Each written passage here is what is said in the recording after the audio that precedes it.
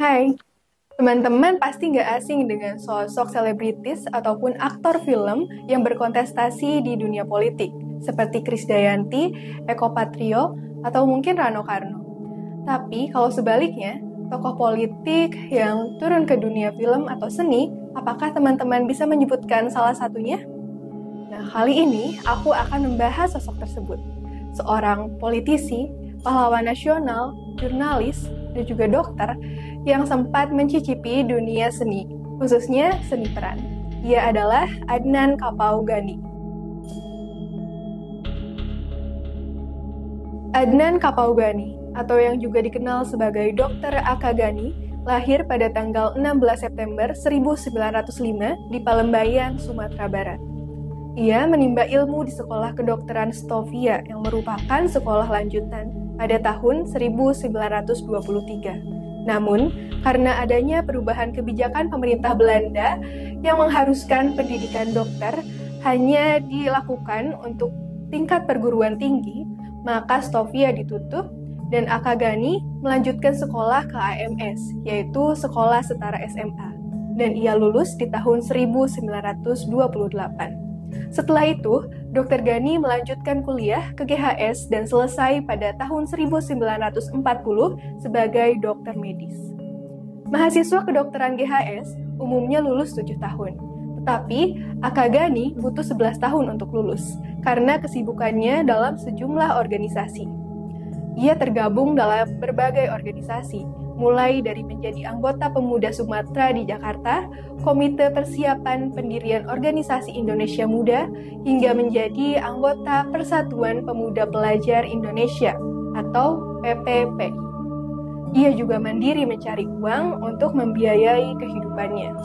Ia melakukan berbagai pekerjaan. Ia sempat menjadi perantara pembelian buku-buku asing. Ia juga sempat menjadi penjaga rumah biliar, wartawan, manajer rumah penginapan, hingga penerbit buku. Selain itu, ia juga sempat menjadi aktor dalam sebuah film. Akagani sendiri menilai bahwa cerita film Indonesia merupakan bagian dari perjuangan, yakni untuk mencintai buatan sendiri dan percaya akan kemampuan kita sendiri. Namun, film yang dibintangi oleh Akagani berjudul Asmara Murni, yang tayang di Batavia pada 29 April 1941. Ia beradu peran dengan aktris Indonesia yaitu Ratu Juriah. Hal ini menimbulkan kegaduhan di panggung politik, karena pada saat itu, tampilnya seorang tokoh politik dalam sebuah film dianggap tidak wajar. Hal ini disebabkan karena adanya anggapan rendah terhadap pemain film pada saat itu. Bahkan, seorang anggota Gerindo dan teman separtai dari Akagani mengatakan bahwa dalam kampanye pemilihan untuk Volksraad atau Dewan Rakyat, Gerindo dikalahkan oleh Parindra disebabkan oleh Dr. Gani. Hal ini terjadi karena terdapat seruan agar tidak memilih partai Gerindo yang dipimpin oleh seorang pemain film. Dr. Gani selain di bidang seni juga memiliki kiprah di bidang militer dan politik. Saat pendudukan Jepang, Dr. Gani pernah dipenjara selama 1 tahun akibat sikap antifasisnya. Berkat Soekarno, kemudian Dr. Gani dibebaskan. Selain itu, setelah dibebaskan oleh Jepang, Jepang akhirnya mengangkat Dr. Gani menjadi anggota Sumatra Chuo Sangiin atau semacam Dewan Perwakilan yang didirikan pada bulan Maret tahun 1945. Jepang mengakui posisi Dr. Gani sebagai satu-satunya politisi tingkat nasional pra-perang di Sumatera.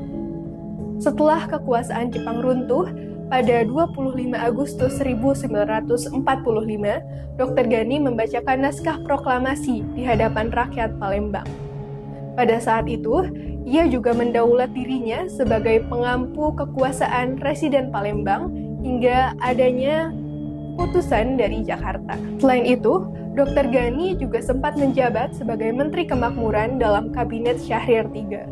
Ia juga sempat menjabat sebagai Menteri Perhubungan RI pada masa Kabinet Ali Sastro Amijoyo I di tahun 1954 hingga tahun 1955. Selain menjadi menteri, Pada tahun 1956 hingga tahun 1959, Dr. Gani ditunjuk sebagai anggota konstituante dari Perwakilan Partai Nasionalis Indonesia atau PNI.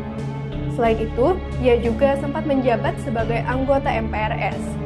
Di luar berbagai jabatan politik dan pemerintahan, Dr. Gani tetap membuka praktik dokter di kota Palembang hingga akhir hayatnya.